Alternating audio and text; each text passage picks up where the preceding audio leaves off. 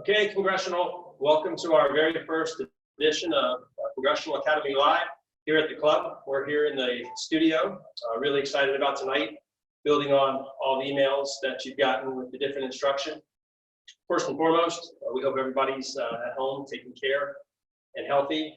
And again, really excited just to be here tonight with you to kind of bring a half hour to an hour of normalcy to you, golf instruction. We're looking forward to better days ahead and getting everyone back to the club to enjoy the game we all love. Before we start, all the great videos that you've seen over the past few weeks, whether it's fitness or golf or even golf course, have been brought to you by James Lewis. So thank James for his acumen on the videography. He's wonderful, and I know he's going to hate me saying anything. So just going to get that out of the way. It is his production. If there are any technical difficulties tonight, I want you to go ahead and email jmills@ccclub.org. Again, jmills@ccclub.org. Jason, that's going to go directly to Jason Mills, our head golf professional. Jay standing by offsite at the home office, and will reply and respond and help, and he's going to correspond with us in here in real time so we can help get those squared away on our end.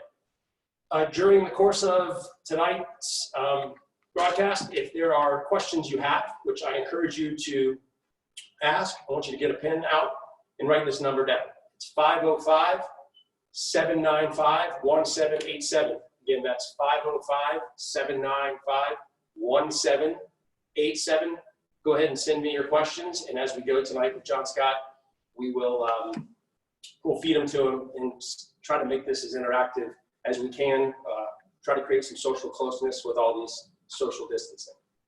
So from there, I want to bring out John Scott. We queued it up with Kenny Chesney from Tennessee. John Scott played college golf at Tennessee. He's also our Mid-Atlantic PGA Teacher of the Year, and I know he's really excited to be here tonight. So John Scott, the floor is yours. All right, thanks, Jay. So it's great to virtually be with Congressional today here at Congressional Studios in our first Congressional Academy. So I'm really excited to kind of connect with you guys and talk about something that's really important to me, solid contact. You know, when I'm talking about solid contact, I'm really talking about our iron play going to the greens where we're hitting it close, we're hitting it solid, and it's more fun to play that way. So solid contact, when the data shows that when you hit more greens in regulation, like, you're going to play better golf. It doesn't do us any good when you're making a one putt, pulling it out for 6. So with solid contact, the first thing I want to do here is dispel some myths that I hear on the lessons a lot. I've never had someone come into a lesson saying, John Scott, I'm hitting it too solid. I'm hitting it so off the middle of the face. I'm hitting it so solid, I just can't take it. So let's dispel some myths real quick before we get into some of the content. So one of the first things I hear is keep your head down. You have to keep your head down to hit it really solid. So keeping your head down really long in the golf swing, and we'll get into this as we go into some impact drills. When we keep our head down so long, it restricts our ability to rotate our torso. It really encourages our elbows to bend, our wrists to get into a bad position, and then what you'll learn tonight, it's really going to shorten the arc and the width of the club head at impact. That's like a death move through the ball. So there's no keeping the head down anymore. The second myth is you have to hit down on it to really make good contact. Now, and we'll take you through this too, is that in the best players in the world, their hands are actually moving up at impact while the club head's moving down. Their hands, if you measured the path of their hands versus their club head, their hands are actually moving higher when they make contact with the ball as the club's moving down. There's no conscious, all right, I got to hit down really hard on it to take a divot. All right, so we have 2 myths down, 2 more to go. All right, the next one is I have to take my hands out of the golf swing. In my time spending on the PGA Tour the last year coaching the player out there, I've heard the best players in the world talk how often they use their hands in their swing. If I can teach you to use your hands the correct way, you're going to be okay. But if you use them the incorrect way, you're not going to want to use them. So the best players in the world, they're actively using their hands. So I'm going to take you through that tonight as well. And the last one's about lag. I hear this quite a bit, and it looks really good in a static picture to have, you know, this big angle between your left arm, your lead arm, and the club head. That's actually very detrimental to your swing in the downswing. It makes the club face really open. You don't have enough time to create so much lag, you don't have enough time to get from that position to the ball and square the face up consistently. It just doesn't work. So I've told you what the best players are not doing. So what do? They hit the ball solid off the middle of the face while hitting the ground in the right spot every time. They're able to control their divot and the dynamic loft in their swing. So we're really lucky at the club. We have 3 TrackMan, I think, and I use one in every lesson. It has different measurements for us. It's giving us a measurement of the attack angle, and it's giving the measurement of the low point of the swing. So the attack angle is measured in degrees. So the best players in the world, what they're saying is the lowest point of their swing is happening 8 inches past the ball. In amateurs, their lowest point of the swing is happening at the ball or before it. So it's going to look like this angle where the grip is in front of the club. It's called shaft lean. The best players in the world, they create shaft lean through impact. They do it by some of their body orientations. A lot of it they do with how they're using their wrists.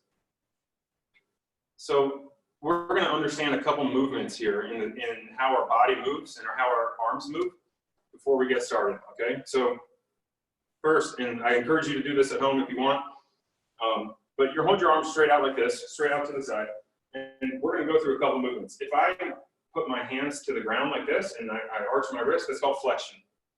I go up, it's called extension. So you have flexion and extension. Okay, flexion and extension. So, and then your wrist, if you hinge them and you have like wrist hinge, ulnar, and radial deviation. Then you have supination and pronation. So those movements, that's pretty much what's going to happen in the swing during the downswing. Okay, so you're going to go through all sorts of those positions.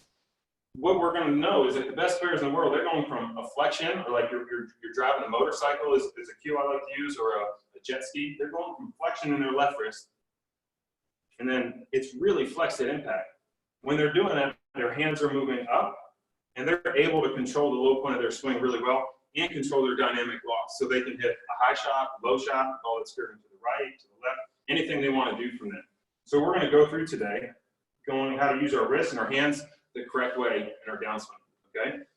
So when I go and I have all of this flexion in my wrist and I create a good impact position, that's going to lead to a really wide swing arm through impact, okay? So now we're going to be encouraged to create some of those great characteristics of some of the best players in the world, okay? So let's go through a couple drills here, okay? So first we're going to talk about how the body and how the hands are working in sync.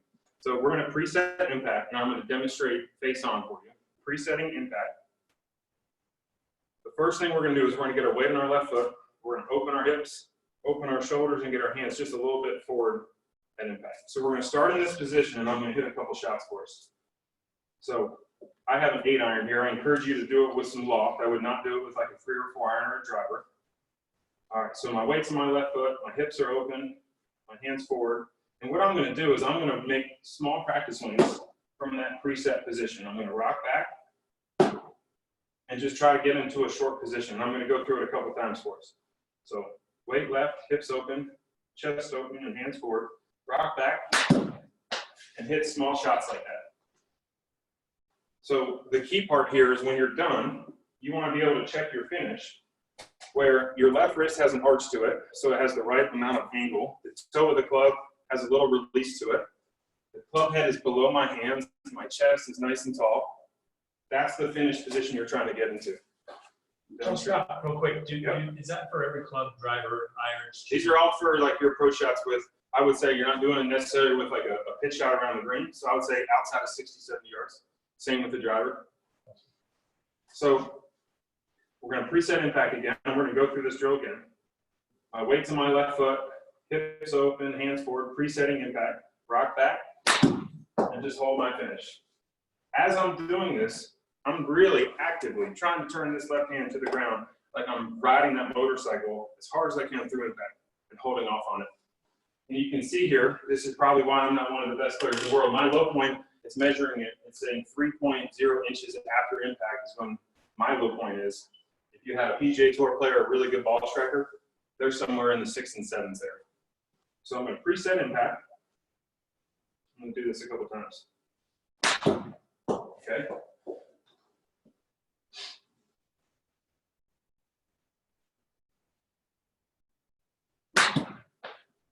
once you get the hang of it, you don't have to preset impact anymore, but you're going to keep the length of the swing really short, okay? So instead of presetting it, now I'm going to make like a 9-3 swing, trying to get into that same position, okay? So if you've had a lesson with me, you know I love drills, and you know I love to provide the student with feedback. So I'm trying to think of something we can all do at home. So I just have a clothes hanger here. I've taped it on the grip so it won't move so much. But this is going to give us a lot of feedback in how our left arm and our left wrist should move through the swing and the downswing. So I'm going to make swings. You can see it's resting against my arm. I'm going to make that same impact drill. And I'm just going to make sure this rests against my arm the whole time.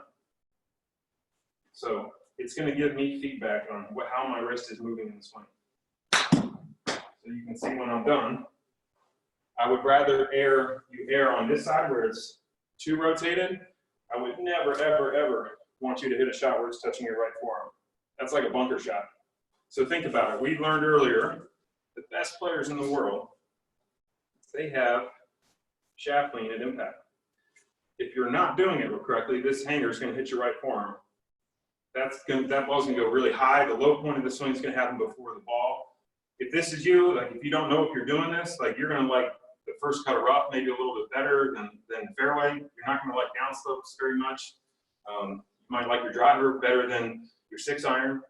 But this is a great tool to give yourself feedback on how your left wrist should work. I wouldn't do full swings with this. We're going to go just 9-3, or my shot's going around 50 yards here. So I'm going to really try to actively, I'm starting it right on my backswing. I'm starting to get this hanger to hit my left forearm. And if you err on one side, I want you to err where it's going to hook too much. You can see the ball flight's going to go way left from that. John Scott, real quick, question on ball position. And for those members at home that want to text in a question, the number is 505-795-1787. Ball position, where are you playing this? You've got an 8-iron. Middle of my stance. I'm going right in the middle of my stance here. So what I don't want to do, I would never want to cheat and get that ball way back in my stance.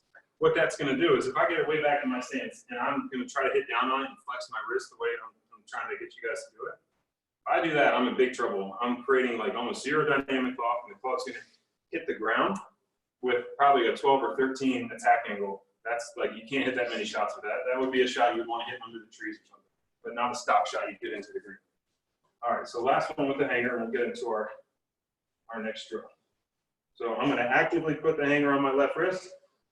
Small finish, make sure it's still touching.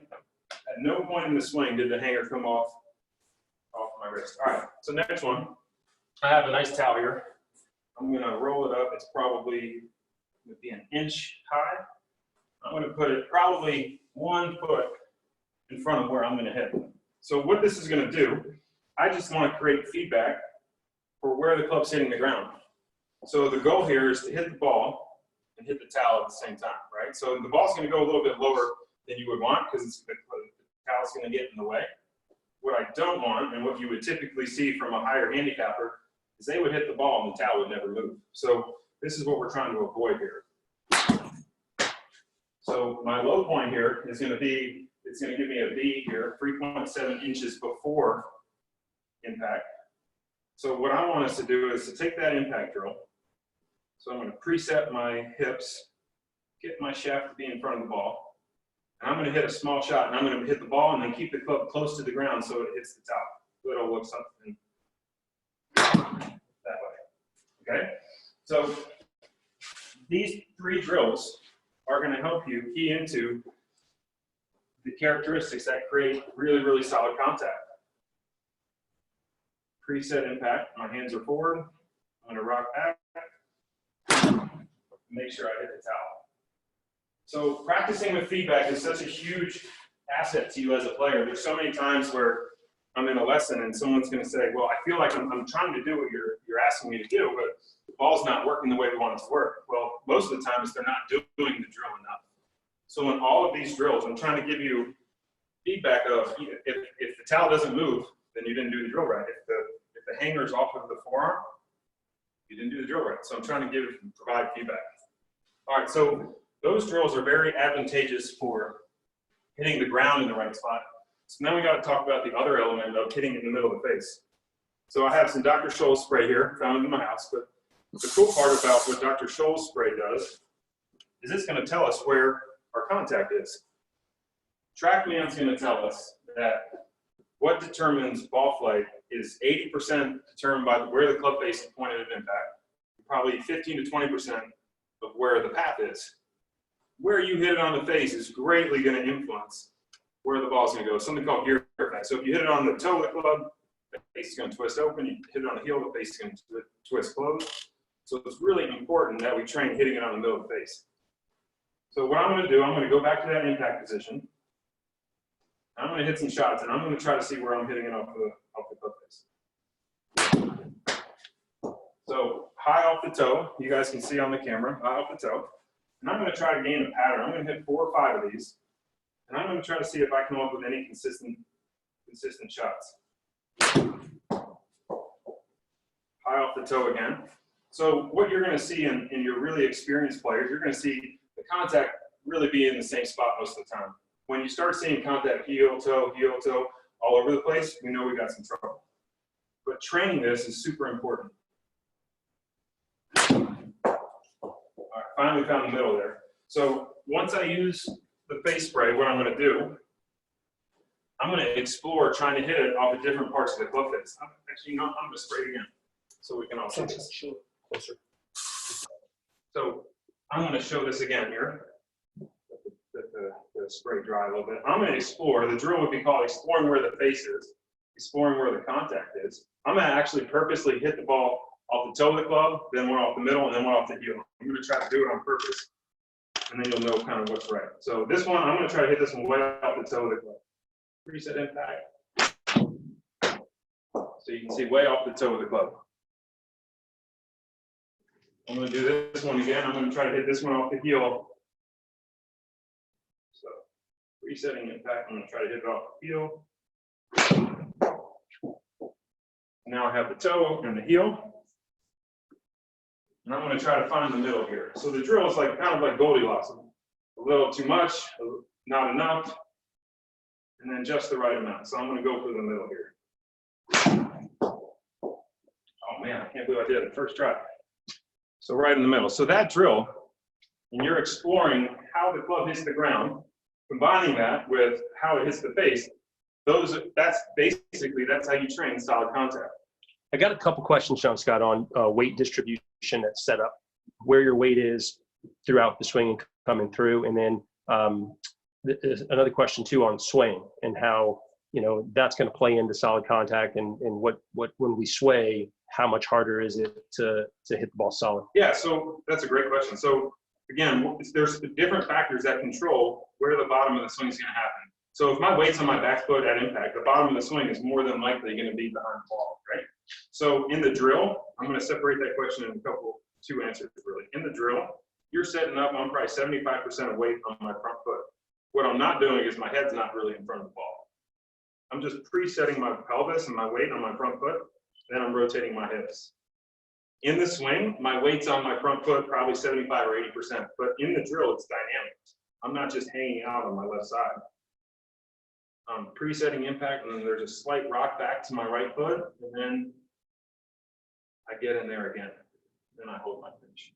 It's a great question. Like, you want it to be dynamic. You don't obviously just want to stay on your left side, but again, going back to what we know causes like really good ball striking, or what some of the factors are in good ball striking is that low point of the swing has got to happen way past the ball. So if I get my weight over there, yes, I want my pressure on my left foot. I don't want my mass way in front of the ball. It's a great question. So back to exploring the club face. So I've hit one off the toe, I've hit one off the heel, and I've hit it off the middle. From there, I'm just going to try to hit some solid shots again. Trying to find the middle of the club face. It's a really hard drill to do, but it's really good to explore what even the toe of the club feels like. So often, especially if you're in a lesson with me, I'm going to ask you, where did you hit that one off the club face? Did you hit it off the heel, the toe, thin, heavy? Those are questions that the best players in the world, they're asking that. They don't even know they're doing it. Their subconscious is working that way. So I'm trying to train you to work that way in your feedback. So if you're hitting it off the toe and the heel, you know how to fix it. So impact drill, small finish. Okay, so this last one is one of my favorite drills to do. If you're a shanker, if you ever hit the occasional shank, this one's for you. But we're going to set up 2 balls, and we're going to set up the correct distance from the inside ball. Okay? We're going to set up the correct distance from the inside ball, and we're going to make full swings here. We're not going to go to impact. The correct distance from the inside ball. And what I'm going to do is I'm going to put the club head to the outside ball. I'm not going to move my feet to go with it. Set up the correct distance from the inside ball. Move the club to the outside ball. And what I'm going to do is I'm going to hit and make contact with the inside one. It'll look something like this. So what's going to happen here is you're going to start seeing the direction the club's going to come at impact.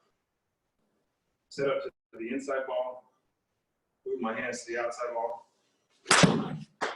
At no point in time is the club head ever allowed to go outside your target line. If this is my intended target line, at no point is the club allowed to come on that side of the target line. That's the death move. That's a heel shot all day long. Okay. So if you're hitting it off the heel, it's a great drill for you. So set up normal to the inside ball. Put my club at the outside ball. So the incorrect way, what you would do is if you hit both balls, the incorrect way on the downswing, the club would come outside of the intended shot, and I'd make contact way off the heel. Okay? So one more rep here. Inside ball, set up to the outside ball.